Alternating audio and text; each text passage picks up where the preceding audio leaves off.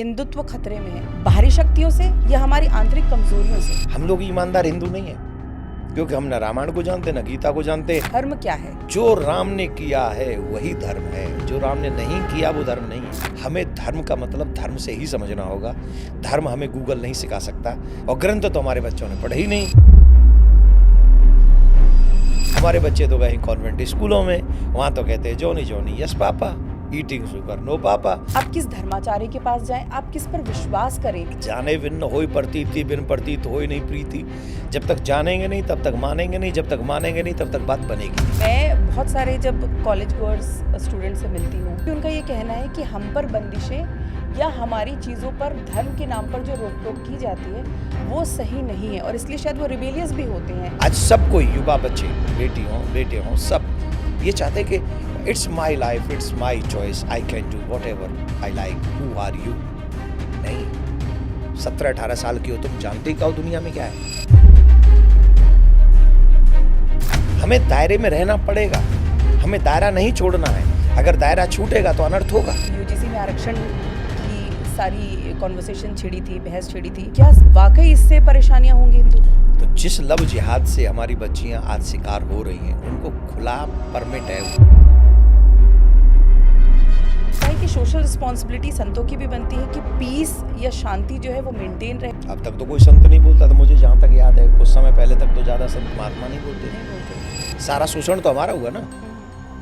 मंदिर तो गए, गौ माता तो गई, गंगा जमुना तो गई, तीर्थ तो गए। आज के युवा अगर अपने प्रेम का इजहार करते हैं तो वो क्यों गलत है? शादी से पहले हमारे यहाँ कहाँ इस चीज को अच्छा मानते हैं कि हम लोग किसी को पार्टनर बनाएं, उसके साथ रहें, लिविंग रिलेशनशिप। ये धर्म है? किसी बच्ची की मर्यादा को भंग करना ये धर्म है? जो बार बार ये कहते हैं कि हिंदू धर्म खतरे में है, तो क्या हिंदुओं को कट्टर होना जरूरी है, आपको लगता है? नहीं, मुझे एक बात लगती है, हिंदुओं को समझदार होना जरूरी है। रामचरितमानस में एक चौपाई है, हित अनहित पशु पक्षी जाना। पशु पक्षियों को भी हमें मालूम है कि हमारा उनका हित किसमें है और अनहित किसमें है। विकास के नाम पर वृंदावन की आत्मा पर भी आघात होगा। ब्रज को मांस मदिरा से मुक्त, और जिस तीर्थ में मांस मदिरा होगी उस तीर्थ का विकास हो सकता है। अब डेवलपमेंट कर सकते हैं, सांस्कृतिक विकास नहीं हो सकता। सिर्फ अपने स्वार्थ के कारण हम लोग न धर्म के सगे हो पा रहे, न देश के सगे हो। आपस में इतना विभाजन अंग्रेजों ने नहीं किया था जितना आजादी के बाद हम बट गए।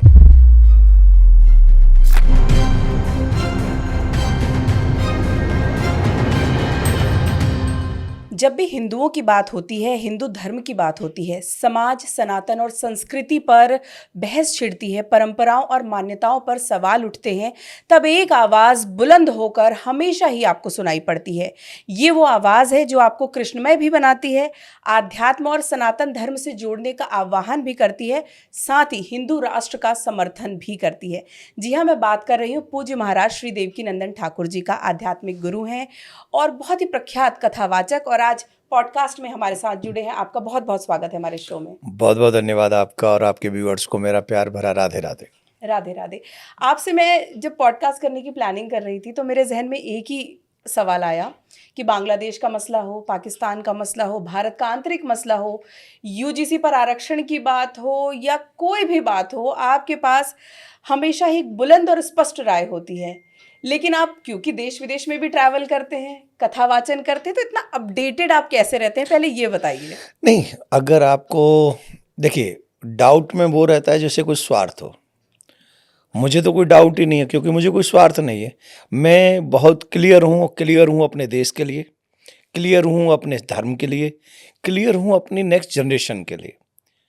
तो जब नेक्स्ट जनरेशन के लिए आप क्लियर हैं, जब आप अपने धर्म के लिए क्लियर हैं, जब आपको अपने देश के लिए क्लियर है, तो फिर जहाँ स्वार्थ नहीं है, स्वार्थ अगर होगा तो कहीं ना कहीं आपको अप एंड डाउन करना पड़ेगा। मैं ये नहीं करूँगा, मैं ये नहीं करूँगा। लेकिन जब देश और धर्म की बात है, नेक्स्ट जनरेशन की बात है, फिर तो आप क्लियर हैं कि जो उसका हित करे वो मैं करूँ, जो अहित करे उससे मैं दूर रहूँ। तो जिसमें मेरे धर्म का हित हो, जिसमें मेरे देश का हित हो, जिसमें मेरे बच्चों का हित हो, वो काम मैं करूँगा ही करूँगा, और जिसमें अहित होगा मैं नहीं करूँगा। तो इसमें तो सभी को ऐसा ही होना चाहिए। मुझे ऐसा लगता है कि देश से ऊपर कोई हित है, धर्म से ऊपर हित कोई है। आने वाली बच्चे बस सुरक्षित हो जाए, नेक्स्ट जनरेशन, इससे बड़ा कोई हित होगा? मुझे तो नहीं लगता होगा। और अगर किसी को लगता है तो जाके चेक कर लीजिए, उसके पीछे स्वार्थ होगा। और जिस तरह से आप हित की बात कर रहे हैं, देश के युवाओं की बात कर रहे हैं, देश की बात कर रहे हैं, इन दिनों एक फ्रेज़ हमें बहुत आसानी से सुनने को मिल जाता है, हिंदू खतरे में है, हिंदुत्व खतरे में है। आपको क्या लगता है किससे खतरा है? बाहरी शक्तियों से या हमारी आंतरिक कमज़ोरियों से? 70% खुद से, 30% बाहर जो षड्यंत्र चल रहा है कि भाई बच्चों को ये कर लो, ये कर लो, ये धर्म परिवर्तन करा लो, ये करा लो, आदि आदि। लेकिन 70% खुद से है। हम जितने भी हिंदू हैं, ईमानदारी से ये 2 चीजें हमें सोचनी चाहिए। एक तो मैं कितना बड़ा हिंदू, मैं खुद कैसा हिंदू हूं। क्या ठीक मैं है, अपने धर्म को जानता हूं? क्या मैं अपने धर्म के प्रति डेडिकेटेड हूं? क्या मैंने अपने धर्म के लिए वो किया है जो मुझे करना चाहिए? ठीक है। दूसरा, क्या मैंने ये धर्म के मार्ग को नेक्स्ट जनरेशन तक पहुंचाया है?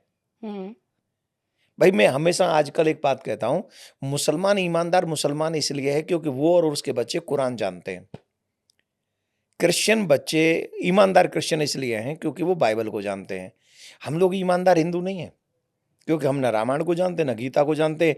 हमें तो जो कॉन्वेंटों ने पढ़ा दिया है कि तुम्हें जॉब होनी चाहिए, एक लड़की होनी चाहिए, तुम्हें आराम से एक घर होना चाहिए, गाड़ी होनी चाहिए, एक लड़की हो तो एक लड़का होना चाहिए, पार्टनर होना चाहिए, सेटल हो जाओ, यही तुम्हारी जिंदगी का राज है और इससे ज्यादा कुछ नहीं है।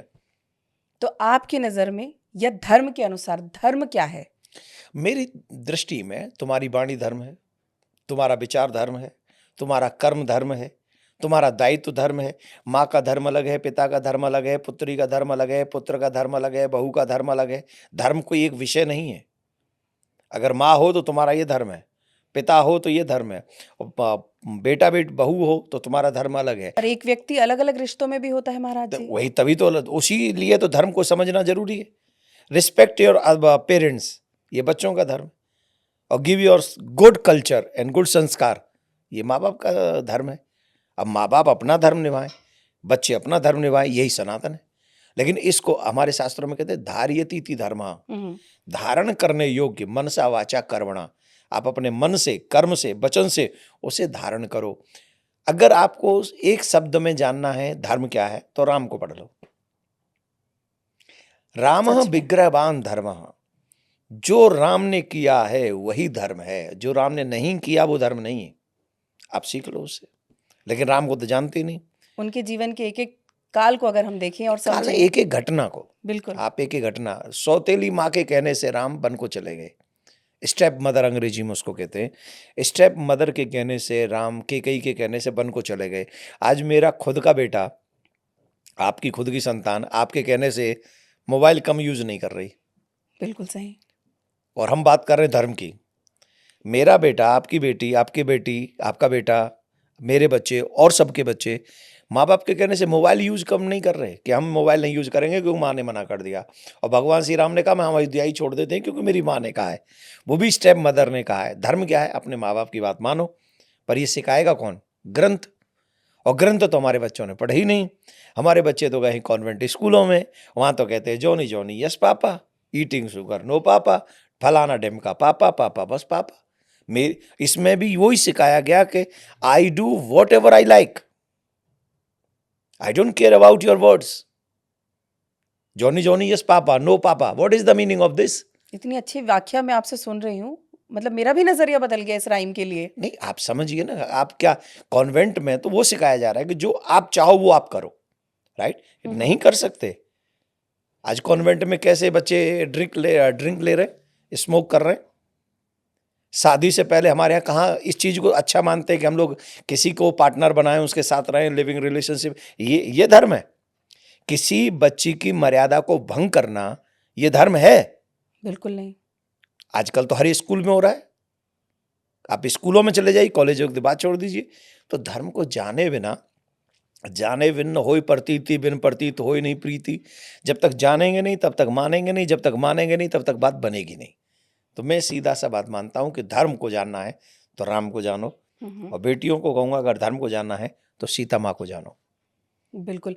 तो जिस तरह की ये व्याख्या आपने की है, एक तरह से ज़्यादातर हिंदुओं ने धर्म को 30 त्योहारों में और रिचुअल्स में समेट के रख दिया है। वो भी ईमानदारी से नहीं है, वो भी ईमानदारी से नहीं है, वो भी टाइम पास है क्योंकि बड़े बूढ़े बैठे हैं, बुजुर्ग बैठे इसलिए करना है। हुँ, अदरवाइज कितने घर तो ऐसे मिलेंगे कि यहाँ लक्ष्मी जी का पूजन करना है दीपावली के दिन और वो शराब पी के आ रहे हैं।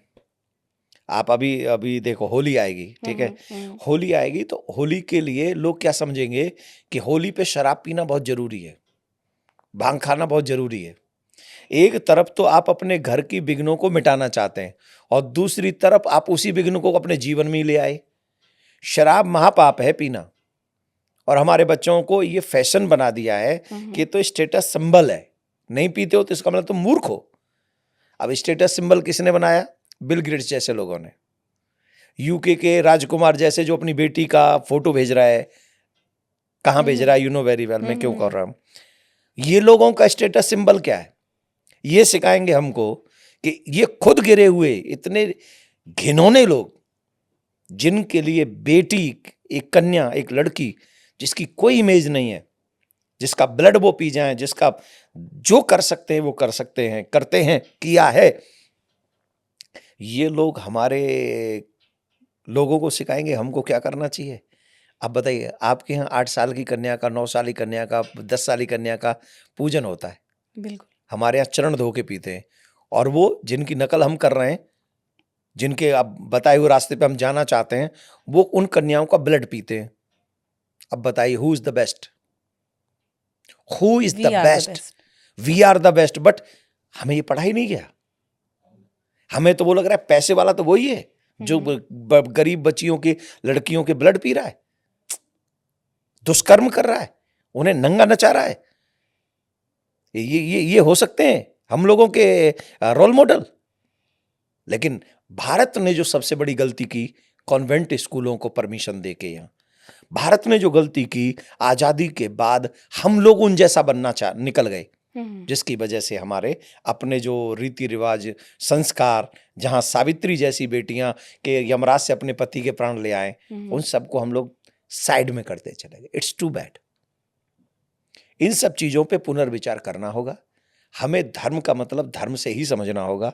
धर्म हमें गूगल नहीं सिखा सकता, धर्म हमें यूट्यूब नहीं सिखा सकता, धर्म हमें किराए पे जो पढ़ के आने वाले वो नहीं सिखा सकते। धर्म को धर्माचार्यों से ही समझे।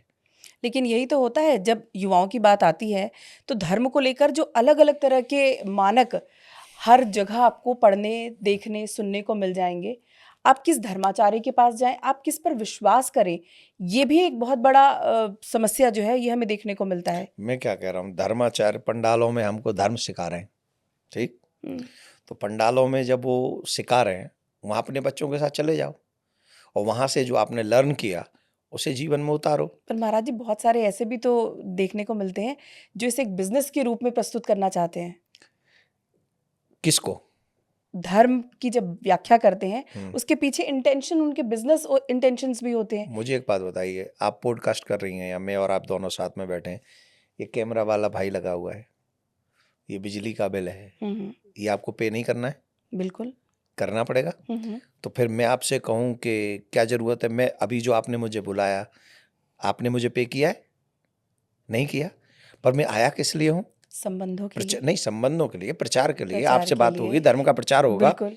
लेकिन जब कथाएं होंगी, प्रवचन होगा, मैं भी कथा ही करता हूँ, एक बहुत बड़ा पंडाल लगेगा, पूरे शहर में पता चलेगा, होल्डिंग्स लगेंगे, लोग आएंगे तो उनके बैठने की जगह चाहिए, कुर्सी चाहिए, गद्दा चाहिए, चादर चाहिए, प्लस वो क्या नाम है, सर ढकने के लिए पंडाल चाहिए, माइक चाहिए उन तक आवाज़ पहुँचाने के लिए, टीवी चैनल चाहिए। ये सब जो चीज़ें होंगी, इनमें इन्वेस्ट तो होगा कि नहीं?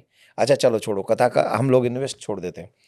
आपने किसी सिंगर को बुलाया इवेंट कराने के लिए, कराया, 2 घंटे का 3 घंटे का कार्यक्रम किया उसने, कितना रुपया लेता है वो?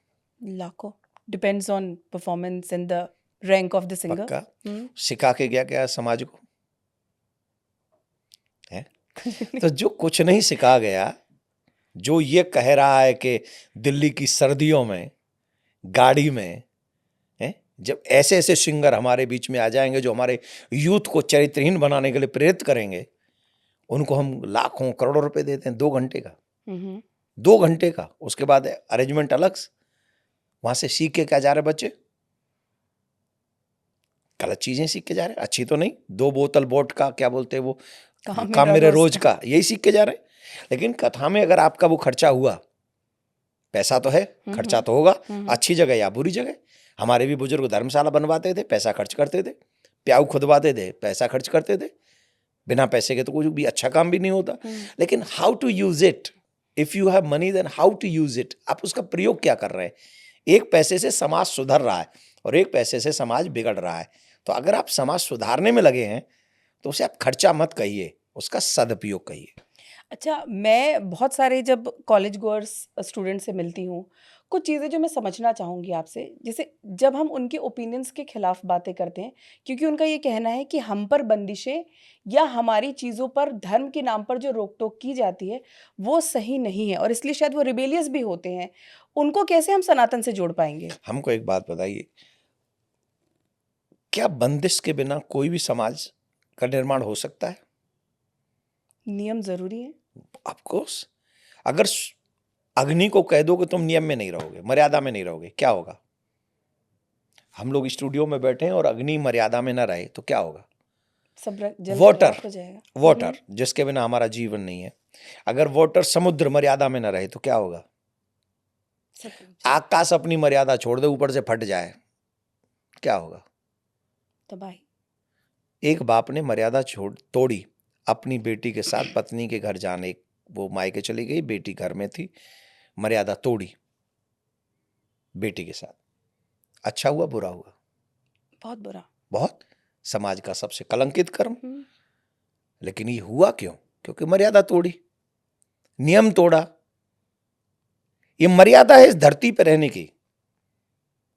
हमें दायरे में रहना पड़ेगा, हमें दायरा नहीं छोड़ना है। अगर दायरा छूटेगा तो अनर्थ होगा। और आज जो नित्य प्रति आप जो इतना बड़ा कुकर्म देख रहे हैं पृथ्वी पे, ये सिर्फ मर्यादा तोड़ने की वजह से। आज सब कोई, युवा बच्चे, बेटी हों बेटे हों, सब ये चाहते हैं कि it's my life, it's my choice, I can do whatever I like, who are you. नहीं, 17-18 साल की हो तुम, जानते ही क्या हो दुनिया में क्या है? तुम्हारे बाप को ज्यादा पता है कि तुम्हें ज्यादा पता है? मेरा बाप जानता है मेरा हित।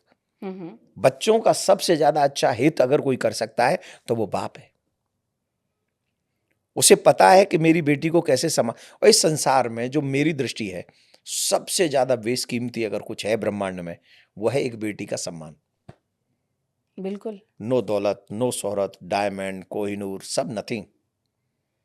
बेटी की इमेज के लिए, और ये मेरी हिस्ट्री है, सीता मैया के सम्मान के लिए राम जी रावण से भिड़ गए और रावण को परास्त किया। प्रेम का प्रतीक हो तो ऐसा। हम लोग कहते ताजमहल ताजमहल, अरे काय का ताजमहल? वो मरी तो ताजमहल बना, कब्र बनी, या मुझे नहीं पता सच क्या है। लेकिन प्रेम हो तो राम जी जैसा होना चाहिए ना। पता है सामने रावण है, कौन सा रावण? जिसने काल को पार्टी से बांध रखा है। अग्निदेव रसोईया है, इंद्र बुहारू करता है, पवन देव बुहारू लगाता है, वो चवर झुराता है इंद्र। ब्रह्मा जी समय पे आके वेद सुनाते हैं एवरी डे। किसको? रावण को। ऐसा प्रभावशाली रावण वो सीता जी का हरण करके ले गया। तो राम जी के प्रेम की पराकाष्ठा देखिए, समुद्र पर पत्थरों से सेतु बना दिया और रावण को जाके परास्त कर दिया। ये उदाहरण नहीं देखने को मिलता। अगर तुम्हें प्रेम करना है तो राम जी जैसा करो ना। अगर तुम्हें प्रेम करना है तो सीता मैया जैसा करो ना, कि एक बार अगर मैंने किसी से कमिटमेंट कर दी, वही मेरा पति है और जीवन भर में उसी के साथ निकालूंगा। ये करके दिखाओ। लेकिन आपको फ्रीडम चाहिए कैसा? जिसमें आप ही का बहुत बड़ा विनाश है। विकास नहीं है, वो विनाश है। अच्छा, प्रेम की बात छिड़ी, राम सीता का आपने उदाहरण दिया, श्री कृष्ण राधा रानी का प्रेम जग जाहिर है। बहुत से लोग ये कहते हैं कि जब राधा कृष्ण के प्रेम को हम पूजते हैं, राम सीता के प्रेम को, उनके प्रेम की अभिव्यक्ति को हम सराहना करते हैं, तो फिर आज के युवा अगर अपने प्रेम का इजहार करते हैं तो वो क्यों गलत है? अगर प्रेम है तो झाड़ी में क्यों बैठे हो? प्रेम है तो माँ बाप से क्यों झूठ बोल रहे हो? प्रेम है तो माँ बाप से बिना बताए क्यों जा रहे हो? इसका मतलब तुम्हारे मन में कोई डाउट है। प्रेम तो है ही नहीं। और जो सच्चा प्रेम होगा ना, वो होटल के रूम्स में नहीं जाएगा, वो माँ बाप से झूठ नहीं बोलेगा। वो प्रेम तो अलग ही टाइप के होते हैं। और यहाँ पर गलत चीज ये है, हमारे बच्चों को बताया गया राधा कृष्ण के प्रेम के विषय में गलत बताया गया। राधा कौन है ये नहीं जानते हमारे बच्चे। कौन है राधा? एक एक बच्ची अपने एक माँ अपनी बच्ची को बता, जैसे मंदिर में गए हम लोग सनातनी, तो कोई गई थी सनातनी, कोई यूएस की बात मैं बता रहा हूँ, तो वो बच्ची साथ में थी, बोले बच्ची ने पूछ लिया कि कन्हैया के साथ ये कौन खड़ी हैं, तो उन्होंने कहा राधा रानी है। बोले राधा रानी कौन है? तो वो कुछ नहीं बना, उसकी माँ को ज़्यादा मालूम नहीं, तो उसने कहा दी गर्लफ्रेंड है। तो वहाँ कोई संत भक्त बैठा था, कोई जानने वाला, तो उन्होंने उसको समझाया, ये सच्ची घटना है, राधा रानी कन्हैया की गर्लफ्रेंड नहीं है, गर्लफ्रेंड है ही नहीं हमारे संस्कारों में। आप अगर राधा जी को समझेंगे तो मैं ये समझा रहा हूं, राधाम कृष्ण स्वरूपाम भाई कृष्णम राधा स्वरूपिणम। इसका मतलब है राधा ही कृष्ण है, कृष्ण ही राधा है। कैसे? अद्भुत।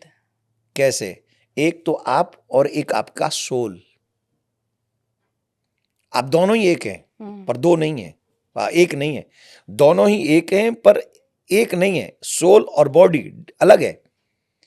लेकिन आपसे अगर पूछा जाए आप बॉडी से ज्यादा प्यार करते कि सोल से, वो आप कहेंगे सोल से, क्योंकि अगर हमारी सोल पे खतरा आ जाए, प्राणों पे खतरा आ जाए, तो हम कहेंगे हाथ काट दो। अगर बॉडी से प्रेम है तो हाथ क्यों कटवा रहे हो? बोले नहीं नहीं काट दो, लेकिन मुझे बचाओ, जिंदा रहना जरूरी जिंदा रहना है ना, ये जी, कहेंगे। जी, हाँ। तो इसका मतलब क्या हुआ कि आप सोल से ज्यादा प्यार करते हो, हम्म, और उस सोल को आपने देखा ही नहीं। बॉडी को तो आप देख सत्य रहे हो है, ना कि इतना लंबा चौड़ा ये सब कुछ है, बिल्कुल। और आप सोल को देखा भी नहीं, फिर भी उससे प्यार है। The same thing, Radha Rani Krishna का सोल है और कृष्ण राधा रानी की बॉडी है। जितना प्यार आप अपने सोल से करते हैं उतना ही ठाकुर जी राधा रानी से प्यार करते हैं। अब इसमें बॉयफ्रेंड गर्लफ्रेंड कौन? आपका सोल आपकी गर्लफ्रेंड है, बॉयफ्रेंड है, करके दिखाओ। लेकिन ये रहस्य हमारे बच्चों को कोई बताता नहीं। गलत तरीके से हमारे बच्चों को शिक्षा दी जाती है, जिससे वो चरित्रहीन बने, जिससे वो माँ बाप के अगेंस्ट जाएं, जिससे वो अधर्म के रास्ते पे जाएं, जिससे उनका पतन हो जाए। जिस तरह से आप मंच से भी कई त्वरित मुद्दों पर, ज्वलंत मुद्दों पर कटाक्ष करते हैं, राजनीतिक हमले भी आप कई बार करते हैं। कभी-कभी ऐसा लगता है कि क्या हम देवकीनंदन ठाकुर जी महाराज को कभी राजनीति में भी जाते हुए देख सकते हैं? नहीं नहीं, मेरा एक कोई ड्रीम नहीं। मेरा एक ही ड्रीम है, जब तक जीवित रहूं अपने सनातन की सेवा करूं, युवाओं को सनातन की तरफ प्रेरित करूं और उनको वहां तक लेके जाऊं जो थोड़ा बहुत कुछ समझ सकें। अभी जैसे सनातन प्रीमियर लीग हम लोग क्रिकेट कर आ रहे हैं, ये पूरी टीम करा रही है, तो इसमें एकमात्र उद्देश्य है, धर्म की दो चीजें होनी चाहिए धर्म के लिए। एक तो आपका परोपकारी होना बहुत जरूरी है, सेल्फिश नहीं। जो लोग सेल्फिश होते हैं वो परोपकार नहीं, वो धार्मिक नहीं हो सकते। जो सेल्फिश होते हैं, जो परोपकारी होते हैं वो धार्मिक होते हैं। आज हमारा समाज सेल्फिश होता चला जा रहा है, सिर्फ अपने लिए काम कर रहा है। बट ये हमारा धर्म ऐसा नहीं। हमारा धर्म है कि दूसरों के लिए काम करो। तो एसपीएल का मतलब है कि हम लोग इन बच्चों से कह रहे हैं कि आप जितने रन बनाओगे, एक रन पे 500 रुपये, और 500 रुपये किसको जाएंगे? जो एसिड अटैक से महिलाएं पीड़ित हैं, जी, जो लव जिहाद से पीड़ित हैं, जो वापस आई हैं और उनको स्ट्रगल करना पड़ रहा है। कई माता बहनों को बीमारी ऐसी है जिसका इलाज वो नहीं करा पा रही हैं, या कई बच्चे ऐसे हैं जिनके माँ बाप पे उतना पैसा नहीं है जो वो क्या नाम है वो कोर्स करा सकें, बीटेक और अटरम सटरम जो भी उनके बड़े महंगे होते हैं, तो उनको भी वो हम कराने का प्रयास करेंगे और उनकी सेवा करेंगे। तो उनके रन बनेंगे, यहाँ पैसा बढ़ेंगे और उस पैसे से मदद उतनी बड़ी संख्या में होती चली जाए। इसलिए एसपीएल का मतलब है कि युवाओं को मंच मिले और वो युवा सनातन को जब अपने ही हाथ से इसी उम्र में, कम उम्र में एक दूसरे की हेल्प करेंगे तो उनका माइंड में जीवन भर रहेगा कि एक टूर्नामेंट में हम गए थे, वहां से हमने बचपन से ये चीज सीखी, help others then God will help you. परोपकार। परोपकार, आप परोपकार करिए। तो वो चीजें देने की इच्छा, वही हमारी इच्छा है कि हम लोग भी इस चीज को, मुहिम को आगे बढ़ाएं कि उन्हें जो चाह है उस चाह के माध्यम से धर्म से जोड़ दो। आज बच्चों में क्रिकेट का शौक है, आज बच्चों में क्रिकेट का शौक है, क्रिकेट देखना चाहते हैं, तो क्रिकेट देखना चाहते हैं, उनको क्रिकेट दिखाने के साथ खेलना भी है, तो खेलना है तो वो मंच प्रोवाइड कर दो, तो मंच भी उनको मिल रहा है, ने इंटरनेशनल लेवल पे उनका परफॉर्मेंस दिखाया भी जाएगा और उसके माध्यम से सेवा भी की जाएगी। तो इन बच्चों को धर्म से भी जुड़ेंगे, सेवा से भी जुड़ेंगे, और कहते हैं कि युवा जिस कंट्री का सही दिशा में चले तो वो कंट्री सही दिशा में जाती है। तो ये उद्देश्य है इसका। मैं अपने दर्शकों को बता दूं, जिस एसपीएल का महाराज जी जिक्र कर रहे हैं उसका पूरा नाम है सनातन प्रीमियर लीग। और इस सनातन प्रीमियर लीग में क्योंकि क्रिकेट का जिक्र है, और क्रिकेट से ही मुझे याद आया कि जब अब आईपीएल भी आने वाला है कुछ दिनों में, तो क्या आने वाले दिनों में हम आपको देख सकते हैं कि आप वहाँ भी कोई फ्रेंचाइजी खरीद कर इस तरह से नहीं, आगे बढ़ेंगे? मैं इतना बड़ा आदमी नहीं हूँ, मैं ऐसा नहीं हूँ। मैं तो सिर्फ एक युवा बच्चों को मंच देने का प्रयास कर रहा हूँ कि एक मंच, उसमें संत महात्मा भी आएंगे और अनेकों संतों का मार्गदर्शन उन बच्चों को मिलेगा। देखिए, मुसलमान बच्चों को ज्ञान है कुरान का, क्रिश्चियन बच्चों को ज्ञान है बाइबल का, हमारे बच्चों को नहीं है ज्ञान रामायण गीता का। मैं सबकी बात नहीं कर रहा हूँ, ऑलमोस्ट नहीं है। लेकिन आप सही कह रहे हैं, बहुतों को ज्ञान नहीं है। और जिसके कारण वो स्ट्रगल कर रहे हैं लाइफ में, उन्हें कोई भी कुछ भी बता दे वो मान लेते हैं। और पशुपेश की स्थिति में रहते हैं, नहीं रहते इसलिए ट्रुथ मालूम है वो उन्हें। क्लियर नहीं है ना। उन्हें जो भी ज्ञान मिला भी है तो वो इंटरनेट के माध्यम से मिला है, और इंटरनेट पे तो मेरी जानकारी आपको गलत मिल जाएंगी, आपकी जानकारी आपको गलत मिल जाएंगी। तो इंटरनेट उतना वफादार नहीं है, उस पर वही तो मिलेगा जो डाल दिया गया है, और डाला कितना है। तो इसलिए मैं निवेदन करूंगा आपके व्यूअर्स को भी कि आप जितना धर्म को जानते हो कम से कम उतना अपने बच्चों को बताओ, माथे पे तिलक लगवाओ, सर पे शिखा रखवाओ, यज्ञों में भी धारण करवाओ। और बच्चों को रामायण पढ़ेंगे तो उन्हें पता होगा माँ बाप की सेवा करनी। जब रामायण पढ़ेंगे नहीं और तुमको माँ बाप की सेवा करो तो बोले तुमने नहीं की तो हम कहाँ से करें। तो वो सब चीज़ें आएंगी उनमें। सनातन समानता की भी बात करता है, हाँ, लेकिन इस समानता में हमारे धर्म में जाति सिस्टम भी है। और अभी जब यूजीसी में आरक्षण की सारी कॉन्वर्सेशन छिड़ी थी, बहस छिड़ी थी, तब आपने स्टेटमेंट दिया था अपना। कैसे देख रहे हैं आप, क्या वाकई इससे परेशानियां होंगी हिंदू को? अभी एक और बात बता दें, यूजीसी में ही अगर आप बात करेंगे तो उसमें ना सिर्फ हिंदू, उसमें जो मुस्लिम है उनकी भी कुछ कास्ट है, ठीक। तो जिस लव जिहाद से हमारी बच्चियां आज शिकार हो रही हैं उनको खुला परमिट है वो, आप समझ गए। जब हमारी बच्ची कॉलेज में जाएगी और वो व्यक्ति ऐसे होंगे तो वो तो अब तो खुल के कहेंगे कि I like you, I want to marry you. तो बच्चियां कहेंगी नहीं, आई डोंट लाइक यू। बोले अच्छा, यू हर्ट मी, तुमने तो मुझे दुख दिया है, चलो अब हम तुम्हारी शिकायत करते हैं। वो शिकायत करेंगे, वहाँ बैठे हैं उन्हीं के लोग, वो कहेंगे अच्छा तुमने हर्ट किया है, चलो अब हम तुम्हें पुलिस के पास भेज देते हैं। क्या होगा अब उस बच्ची का, क्या होगा बताइए। या तो उसकी बात मान ले, या तो वो उसकी बात मान ले कि ले चल जहां ले चलना, क्योंकि मुझे तो पढ़ाई करनी है। तो अगर पढ़ाई करनी है और उसके लिए मैं लव जिहाद का शिकार भी होना चाहूं, होना ही पड़ेगा। अगर नहीं मानेंगे तो बर्बाद हो जाएगी बच्ची। इस डिबेट में जब दूसरी कम्युनिटीज़ हैं वो कह रही थी कि जब हम अपने राइट्स के लिए बोलते थे तब ये कहते थे कि हमारे देश में हिंदुओं को लेकर कभी कोई खतरा नहीं हो सकता, और अब यही हिंदू है जो बार बार ये कहते हैं कि हिंदू धर्म खतरे में है। तो क्या हिंदुओं को कट्टर होना ज़रूरी है, आपको लगता है? नहीं, मुझे एक बात लगती है, हिंदुओं को समझदार होना जरूरी है। रामायण में एक चौपाई है, क्राइसिस के समय एकजुट होते हैं क्या महाराज जी? वही होता है, जब हम फंसते हैं तब एकजुट होते हैं, अदरवाइज जो कुछ काम कर रहे हो तो उनके लेग पुलिंग करते हैं हम लोग। अभी एक रामायण रामचरितमानस में एक चौपाई है, हित अनहित पशु पक्षी जाना। पशु पक्षियों को भी हमें मालूम है कि हमारा उनका हित किस में है और अनहित किस में है। शेर कभी भी घास नहीं खाता और घोड़ा कभी भी मांस नहीं खाता, क्योंकि उन्हें हित और अनहित दोनों मालूम है। और ये मनुष्य है, स्पेशली हिंदू, सिर्फ अपने स्वार्थ के कारण हम लोग न धर्म के सगे हो पा रहे, न देश के सगे हो पा रहे।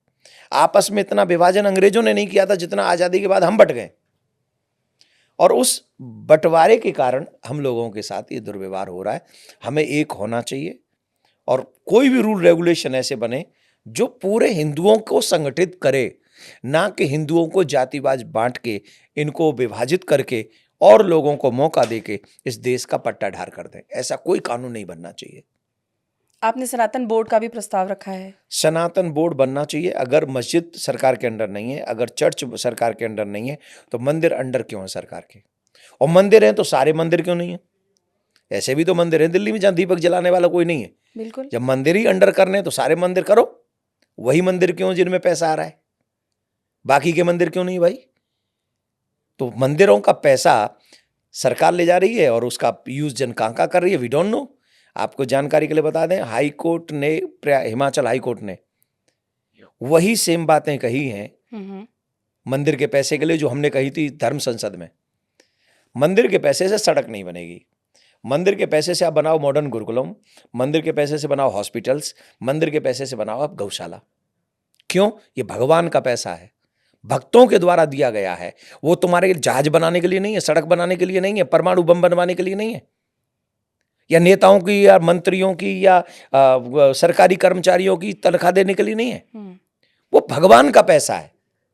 एक तरफ तो आप कहते हो हम लोग सेकुलर लोग हैं, हम अलग नहीं जाएंगे, तो वो तो भगवान का पैसा है। तो सेकुलर गवर्नमेंट, सेकुलर कंट्री भगवान के पैसे को क्यों ले रही भाई? क्यों ले रही है? रीजन बताओ। तो हम यही चाहते हैं कि उस पैसे का सदुपयोग हो, जिससे सनातनियों का विकास हो, सनातन का विकास हो। तो इससे हम लोग करेंगे, हमको लगता है होगा। और विकास के इसी क्रम में जिस तरह से वृंदावन की मैं बात करना चाहूँगी, प्रिय कांजू महाराज जी की नगरी चलते हैं, वहाँ पर जो कॉरिडोर बनने का प्लान है, उसे आप कैसे देखते हैं? क्या आपको लग रहा है कि विकास के नाम पर वृंदावन की आत्मा पर भी आघात होगा? सबसे पहले तो वृंदावन का विकास अगर करना है, कोई जो वहाँ के प्रशासनिक अधिकारी हैं उनको अगर ब्रिज का विकास करना है, तो सबसे पहले मथुरा वृंदावन का विकास होना चाहिए कि ब्रिज को मांस मदिरा से मुक्त करो। उस ब्रिज में मांस मदिरा नहीं होनी चाहिए, या जितने भी सनातनी तीर्थ हैं, अगर मेरी कोई बात माने तो किसी भी तीर्थ में मांस मदिरा नहीं है, होनी नहीं चाहिए। अभी है, अभी तो है। और जिस तीर्थ में मांस मदिरा होगी उस तीर्थ का विकास हो सकता है, अब डेवलपमेंट कर सकते हैं, सांस्कृतिक विकास नहीं हो सकता। अगर सांस्कृतिक विकास नहीं है तो फिर तो आप कुछ भी करो, फिर तो वहां देवता है ही नहीं, देवता नहीं, आप जो करना है करो।